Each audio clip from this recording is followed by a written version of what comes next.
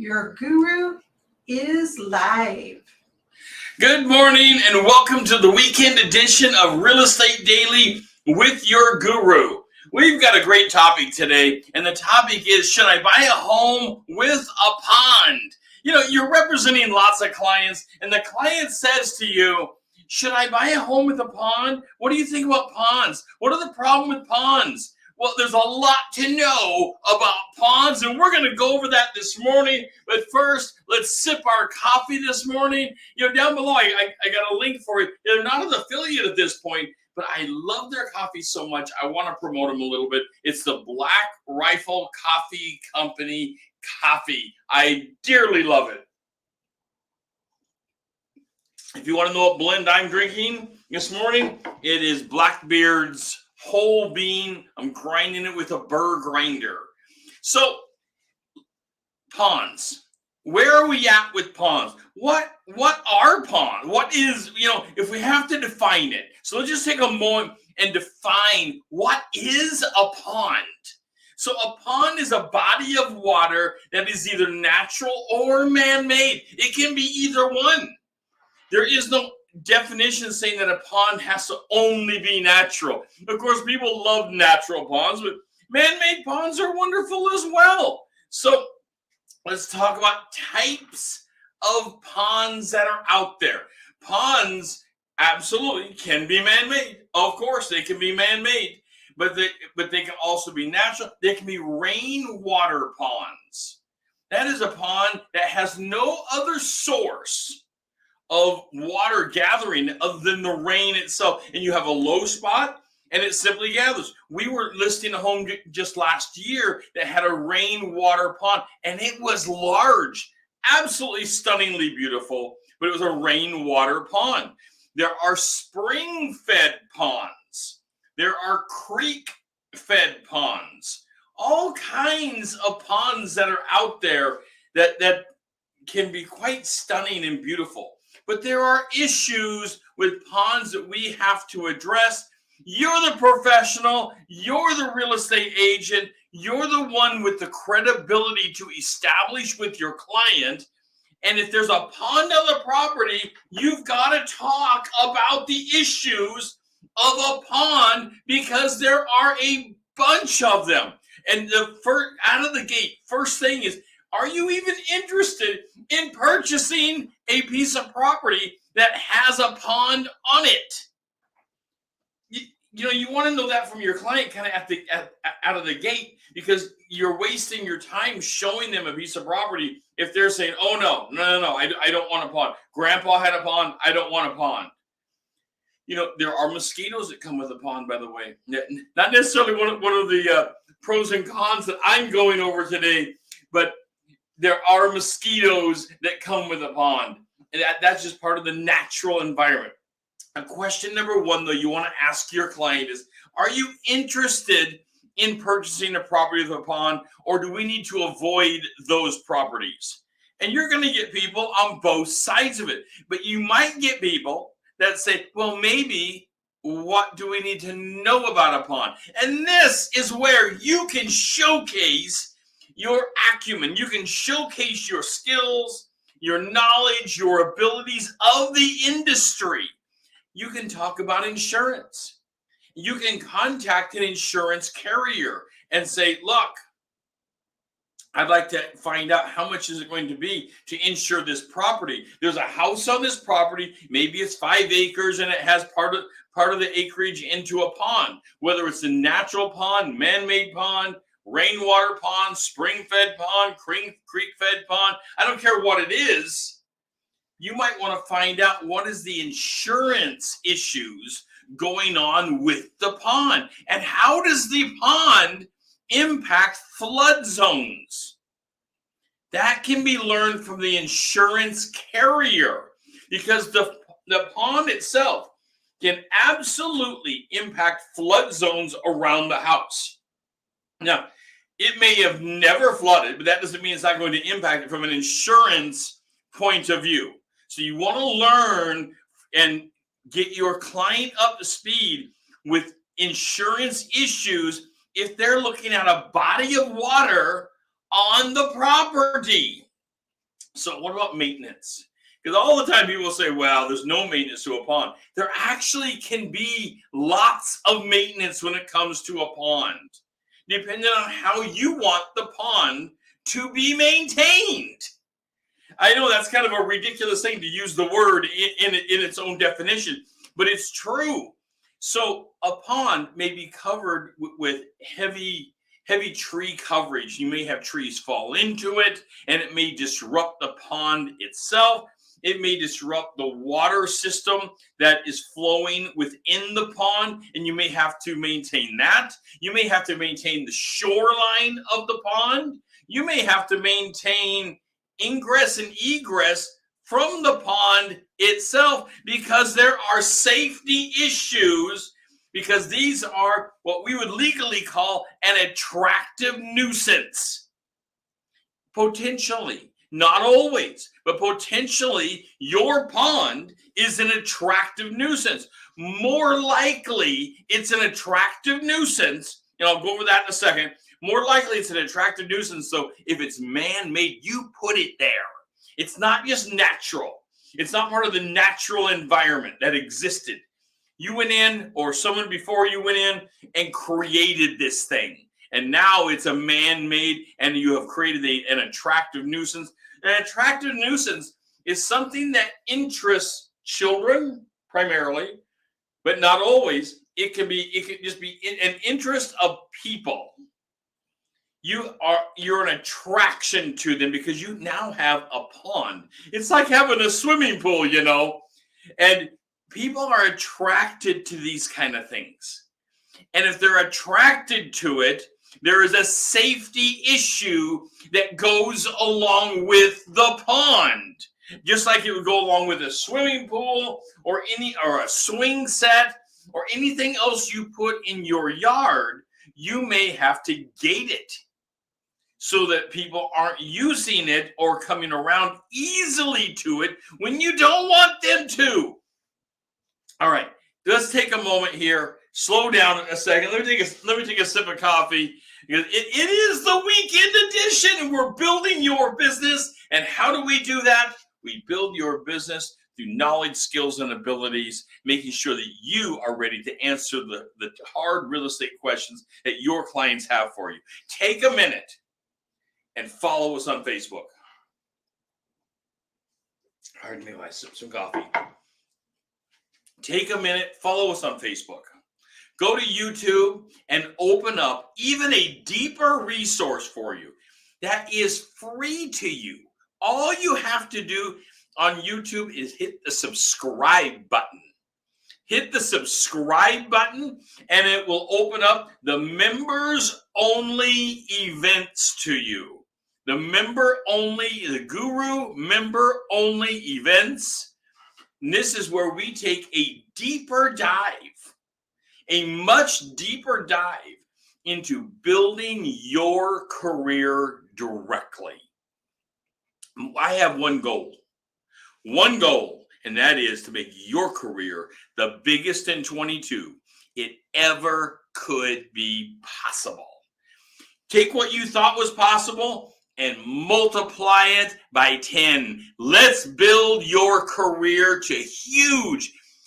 The year 22, it's only, we're in mid-February here, and it is on fire. Were you watching last week at the listings coming on? All of a sudden, the weather's getting a little nicer. In the Portland area, we had a mid-60s degree day yesterday. We're having another one today. I will say, where I live out in the gorge, it's not quite that warm, and we're having winds now around 50 miles an hour.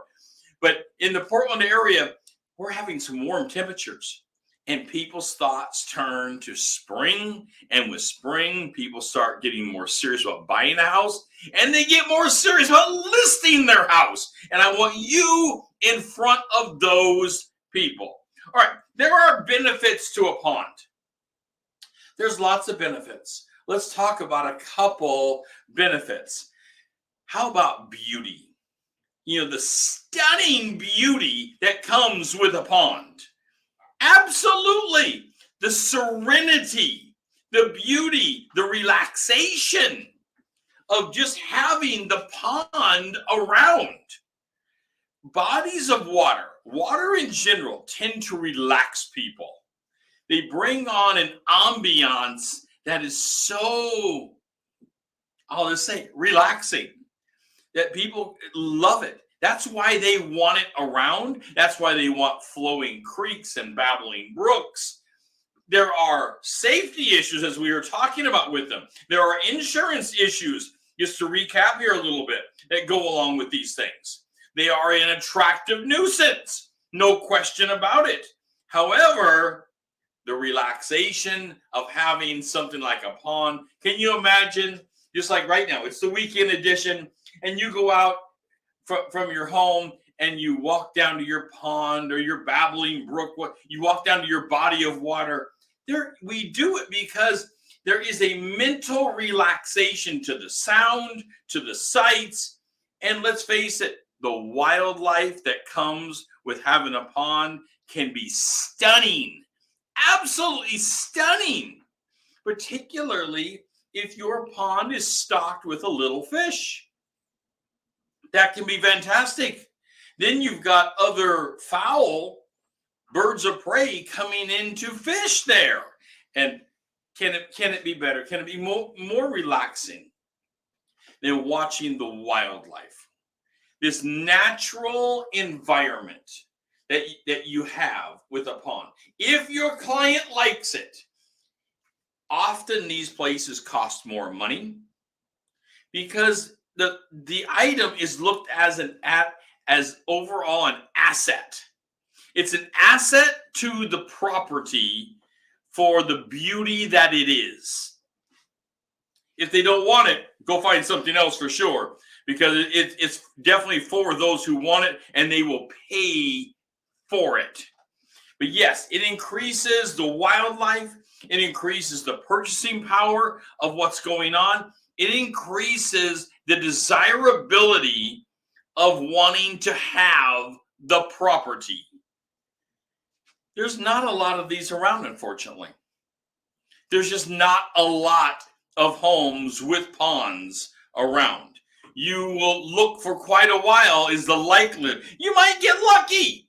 You might get lucky with your client and stumble upon what you're looking for right away. But the likelihood, the clients I've had in the past, helping them and coaching them along to do exactly what we're talking about, find the home of their dreams, it's a harder search.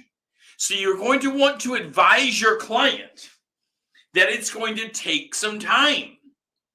This isn't going to happen, just boom, out of the gate. Oh yeah, I've got 15 properties with ponds to show you today. That's not likely in our area.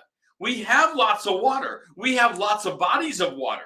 But to have a pond on your property itself, that is quite unique. And people don't give them up very often. All right. I hope you're having a great morning this morning. Saturdays are one of my favorite mornings to sip coffee, get my head in the game on what's going on that weekend with real estate. And let's not forget that we have a course called Kickstarter. I want to talk about this for a second.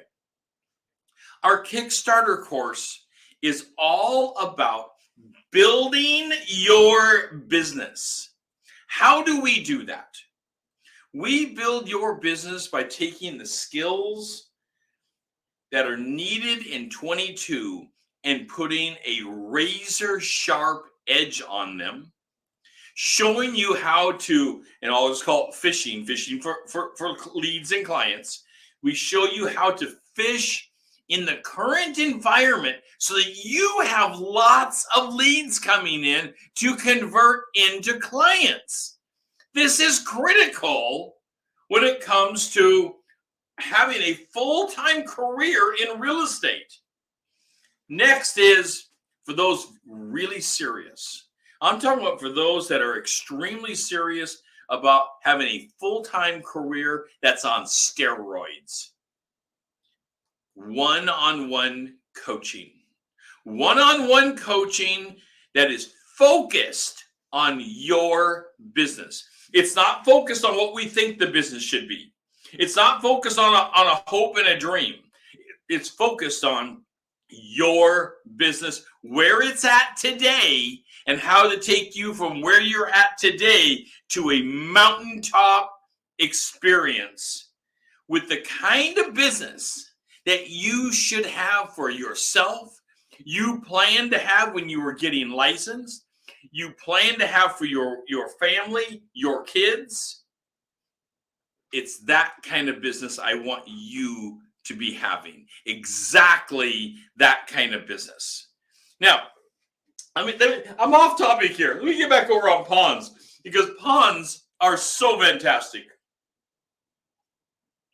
Let me go back a few slides to the safety issue going on with ponds, because there are a bunch of safety things happening with a pond that we have to think. It's that, remember that attractive nuisance thing we were talking about with ponds. So the attractive nuisance is where we have to gate things. But if it's a natural environment, you don't have nearly the responsibility to gate things. You need to take some precautions, particularly if your pond is navigable waters. That is, you keep a boat down there on it. You keep a little raft, a little rowboat. A lot of ponds are large enough to keep things like this down there on them. They're not only an absolute beautiful thing to look at, a little pond with a rowboat down there on it, but it is an additional attractive nuisance. And this term attractive nuisance gets confused a lot, because people say it's not a nuisance. I love that. I know that's not what's meant by it. What's meant is that it's an attraction to the community. The children and other adults will look at this and say, wow, I want to use that rowboat on that pond and no one's around. Why don't I go down and just grab it and do it? But maybe your rowboat you have down there was never intended to navigate the waters. It was just intended for a picture purpose. So be cautious, and you'll want to tell your client to be cautious with it. Also, with the pond, things that are on the pond itself, like boats, should not be listed as value within purchasing the home. I know that's a tough one, and we talk about negotiation in another video that we have. But just real quick here, we don't want items like a boat or a rowboat to be listed as value items in the contract to purchase the home, because that is a problem when it comes to the lending purpose. So just be aware of that. You want to keep them. You can put them in the contract that the boat is to be included, but at no value. Boat is to be included at no value. If there is artificial fencing, that non-permanent fencing, it just sits above the ground around the pond, you'll want to declare that as something that your client wants. Because a lot of times people will put up fencing that is not permanently buried into the ground, with the stakes and the posts and all that. It just sits on top. And it's very movable, because the pond itself can grow and shrink, and they may move this fence or have it to move in and out for ingress and egress to the pond itself. But you'll want to include that type of fencing since it is personality. You'll want to include that fence in the contract at no value, but you'll want to include it that it comes along with the home itself. Ponds are fun. In my estimation, a piece of property that has some water on it is a huge attraction because of the serene environment it gives, the release that it gives, the relaxation that comes along with having the body of water, and the wildlife that naturally is included because they find you. The wildlife simply come out and they find you. You have a body of water. They drink from it. They fish from it. It becomes this relaxing environment. And it's why they are so incredibly valuable. I would like to include how much money it takes to buy a pond in addition to a house. That would be impossible. I get asked all the time, hey, Rod, we have an acre pond over here along with a 2,500 square foot home. How much extra for the pond? That would be an impossible thing to separate. Each home, each property that has a pond that comes along with it has to be valued by itself. Now, of course, you're going to go out and pull comps. You're going to pull other properties in the area that have ponds. There's going to be few of them, but you'll pull the ones in recent history that were sold with a pond.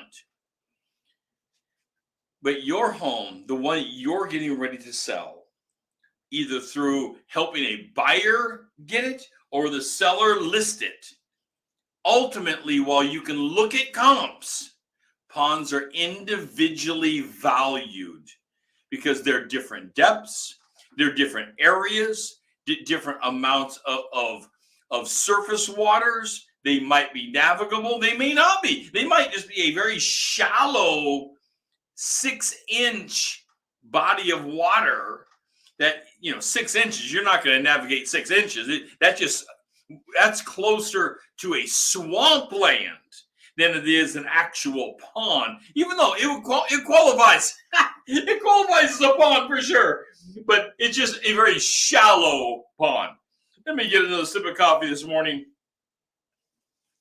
There is no requirement as to how deep a pond has to be to become a pond.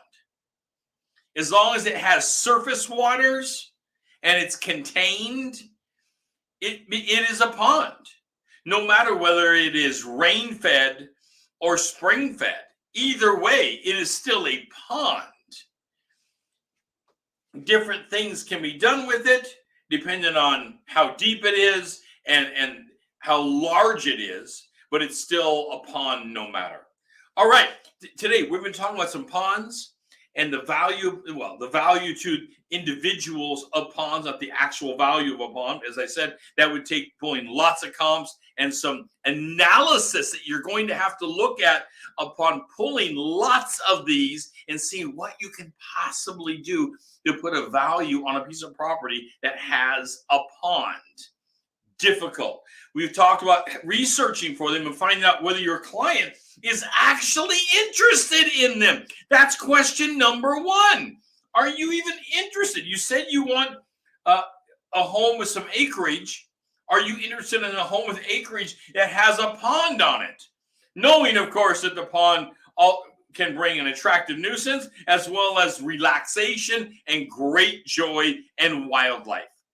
You want to remind them of these things. You're bringing your client up to speed with the assets of a pond. Remember, we are the professionals. You and I believe strongly in your ability. You can connect with people I could never connect with.